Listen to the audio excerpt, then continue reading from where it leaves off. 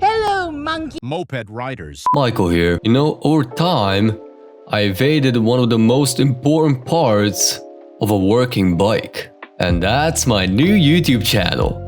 So I created a channel specifically for anything automotive. It's gonna have car, bike, moped stuff. Even if I choose to work on a chainsaw, it'll be on the channel, so subscribe please. But shameless promos aside, on a bike you have wiring.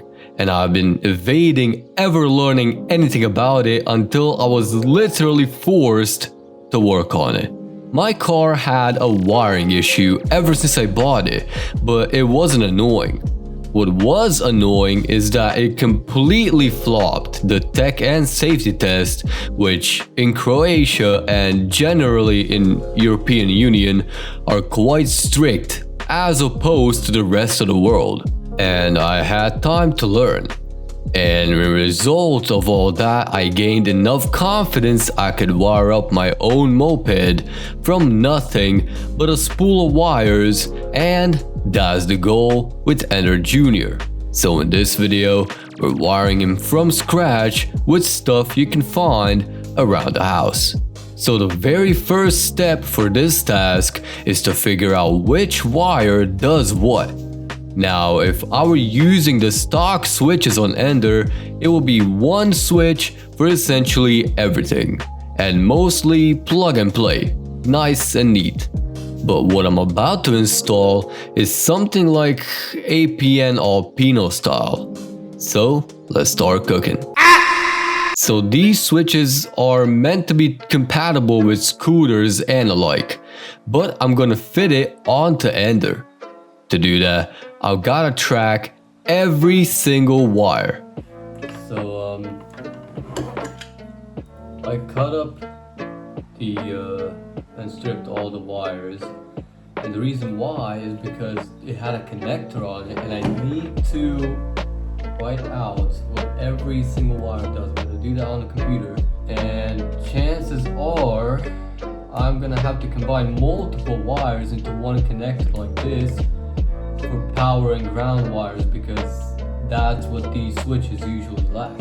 What they also lack is the fact that these wires aren't marked anywhere, and only the scooter it was meant for knows where the wires go. So I had to use a multimeter to precisely find the exact wires meant for different controls and write them out on a sheet of paper. So now that I've written it out on paper, time to pin out the rest of the signalization, because some is relatively straightforward and some isn't, so I have to figure out exactly which wire does what.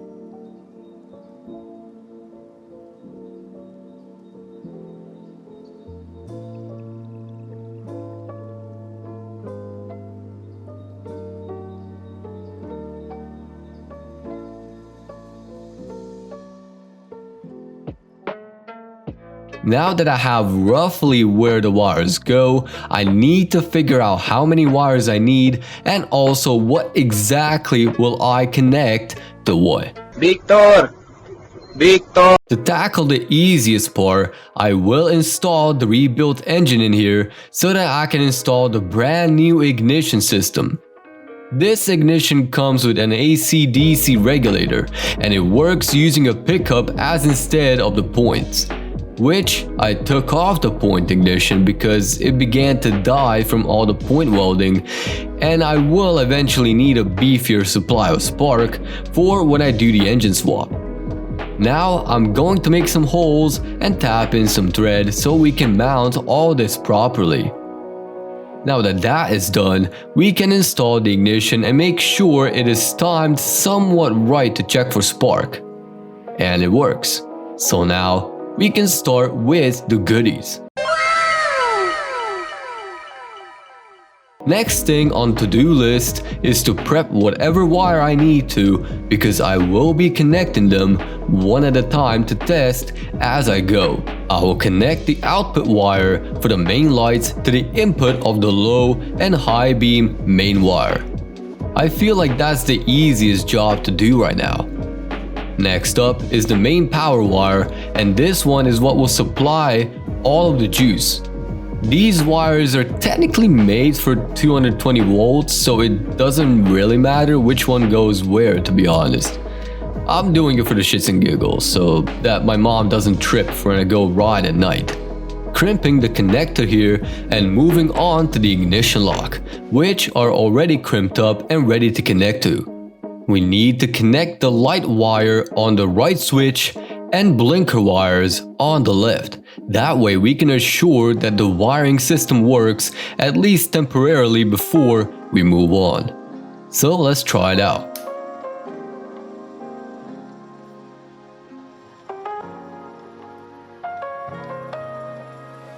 It works all good so far. Now I'm going to also use the ground on the front lamp to test out the rears as well. So for now, I will just jam a wire in the hole, twist it up so I can test the rear. I'll connect the rear too, ground this, and yeah, nope. I'll do it the way it was supposedly intended, so if it works, it works. That means only the main headlights will work. With that said, I'm gonna do something stupid and equally smart. I'll connect the rear lights straight to the mains power and pull that through. The routing for that is the same as for the power wire, just backwards. So, under the frame, up the wheel well and up to the wire to connect it.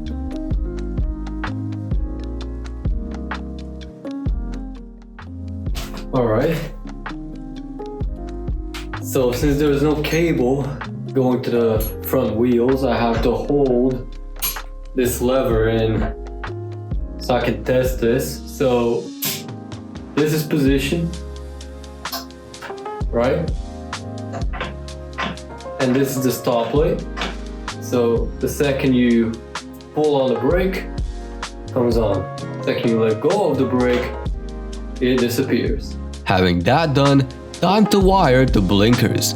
The easiest way to match the front and the rear is to combine the wires like this and passing the wire to the back.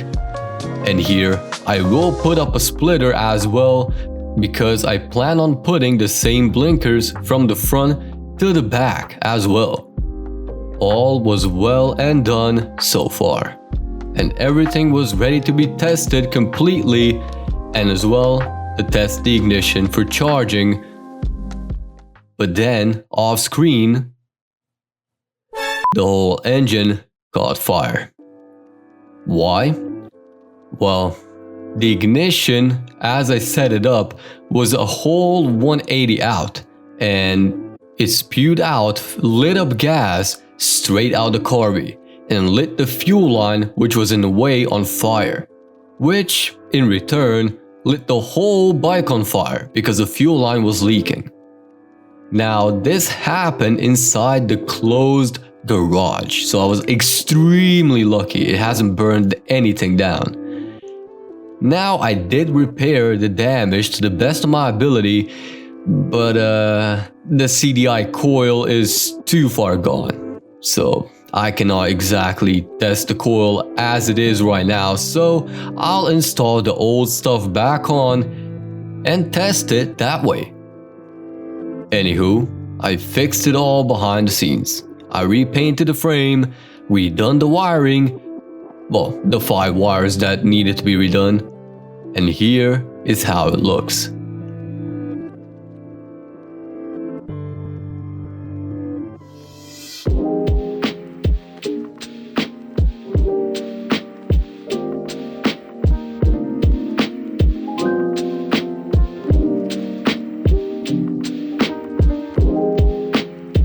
So here's a rundown of all the features.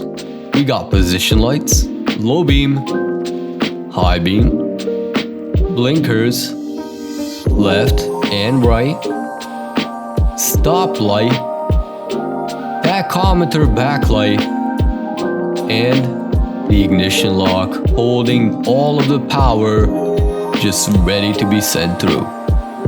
All works as intended.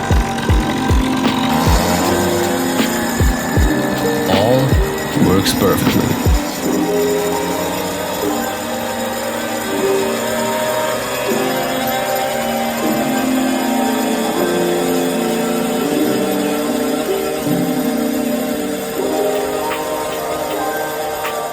Next time, we're tackling the engine and the building of one of the most powerful Tomos engines in Croatia. Thank you for watching, and as always, peace out.